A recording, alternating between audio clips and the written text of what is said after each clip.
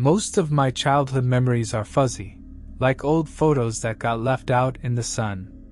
But this one's sharp as a razor, lodged in me like a splinter that won't budge. It was the summer of '95 in a small Oklahoma town, the kind where the heat clung to your skin like damp cloth.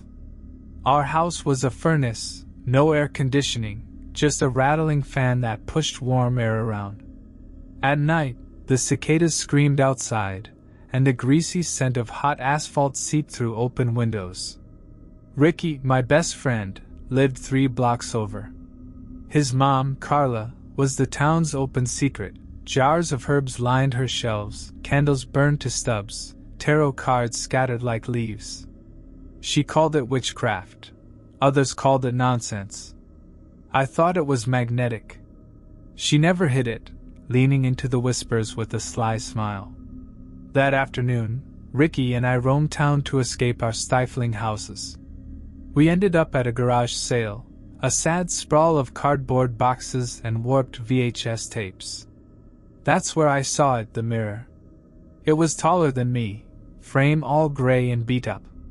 The glass was weird too, the edges looked like smoke had gotten stuck inside it. I traced my fingers along the surface. No dust, no grit, just a faint chill that didn't belong in July. $5, the old woman running the sale muttered, barely looking up. I paid, thinking Carla might use it for scrying. Her cloudy crystal ball was a dud, she'd admitted.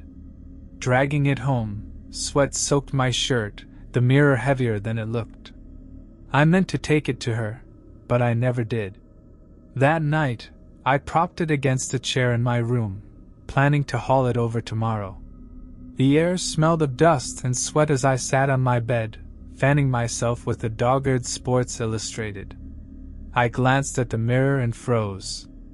My hair wasn't mine. I'd always had pale blonde hair, so light kids called it baby blonde. In the glass, it was copper red, like rust, like dried blood. Not a trick of the lamp's yellow glow. Not a sunburned tint. Red, vivid, wrong. I stood, mattress springs creaking. My reflection stayed seated, staring. Heart pounding, I leaned closer. The air near the mirror was cold, like a draft from nowhere. My reflection smiled, but not like me. Too wide. Like it was hungry for something. I stumbled back, knees hitting the bed. The reflection tilted its head, watching me like a coyote sizing up prey. My neck prickled, sweat turning icy. I grabbed a blanket and threw it over the mirror, heart hammering as I crawled under my sheets. That was the first night. The next morning, the blanket was folded neatly on the chair. The mirror stood uncovered, glass gleaming. I checked my hair in the bathroom mirror, still blonde, thank God. But when I returned, the reflection's hair was red again, and its eyes were darker, bruised like it hadn't slept in years. I told myself it was the heat, dehydration, anything. I dragged the mirror to the garage, wedging it behind old paint cans.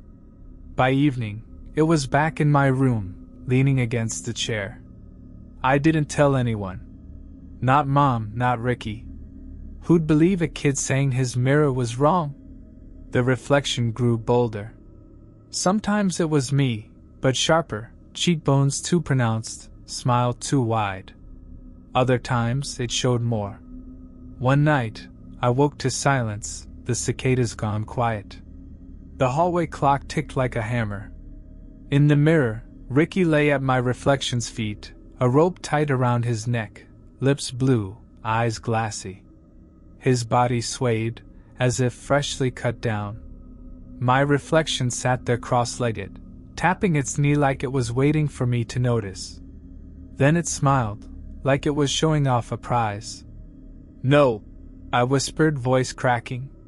"No, no, no." The reflection grinned wider, eyes glinting. 2 days later, Carla found Ricky hanging from the clothesline pole in their backyard. The cops called it an accident. I knew better. The mirror had shown me. Looking back, I should have told someone, But who the hell would believe me? That morning, dirt caked my sneakers, the same red clay as Ricky's yard. My palms ached, faint rope burns circling them. I scrubbed until my skin bled. I went to Carla, desperate. Her house smelled of sage and wax, her eyes swollen from crying. Did Ricky ever say anything about a mirror? I asked. She shook her head. Then her gaze lingered on me. Chris, your hair.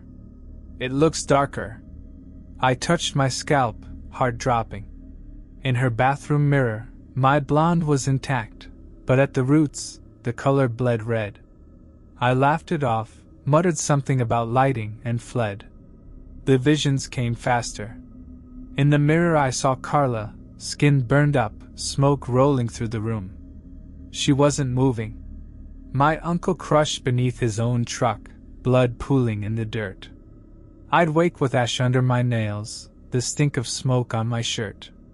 Or grease staining my hands, motor oil under my fingernails. A week later, Carla's house burned. Days after that, my uncle's truck rolled over him. Both times, the mirror showed me first. I tried smashing it. Took Dad's hammer, swung until sparks flew. The hammer had cracked. The mirror didn't. I tied myself to the bed at night. In the mornings, the knots were undone, my clothes filthy with ash or dirt. A neighbor told police they'd seen me wandering near Ricky's yard. I swore I hadn't. My mother stirred soup one evening, giving me that look only moms have. You're not yourself lately, Chris. Her voice was soft, but it made me want to scream. I stared at her hands steady on the spoon. In the mirror that night, those same hands were slick with blood. I dug into the mirror's past.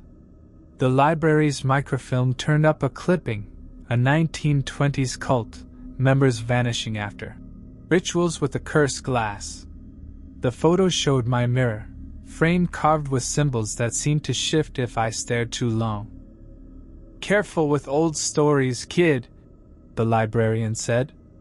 2 days later, her obituary ran. Heart attack, they said. The mirror had shown me her first, clutching her chest while my reflection laughed. I stopped eating. Food rotted on my plate. I scratched my arms raw. My nose bled constantly, sheets stained, rusty brown. The hum of the mirror grew louder, like a tuning fork inside my skull. My hair was fully copper red now. My eyes dark as coal. My skin pale as bone. My reflection no longer smiled, it stared patient, waiting. The night came when the whole world went still. No cicadas. No wind.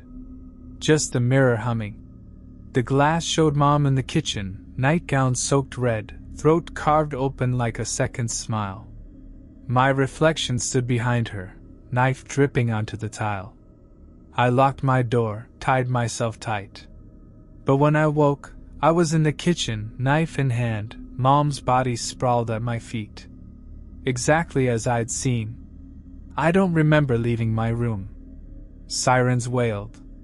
The neighbor had called about screams. Police burst in, guns drawn. Drop it, Chris! I dropped the knife, gagging, but when I looked in the cruiser's window, it wasn't me staring back. It was the red-haired thing, smiling, while my real face pounded on the glass from the other side. They called it a psychotic break. Now that I really think about it, maybe I'm glad I didn't tell anyone. They'd put me in here after that. A place for people who lose touch with reality. The halls reek of bleach, the walls too white. They've taken away all my reflective surfaces, but I still catch glimpses in a spoon or a window pane. Always the red hair. Always the smile. Last week, I heard the mirror was sold at an evidence auction. Someone's got it now, leaning against a chair in some new bedroom. Whoever bought that mirror, they'll see me. And just maybe, they'll be dumb enough to let me out.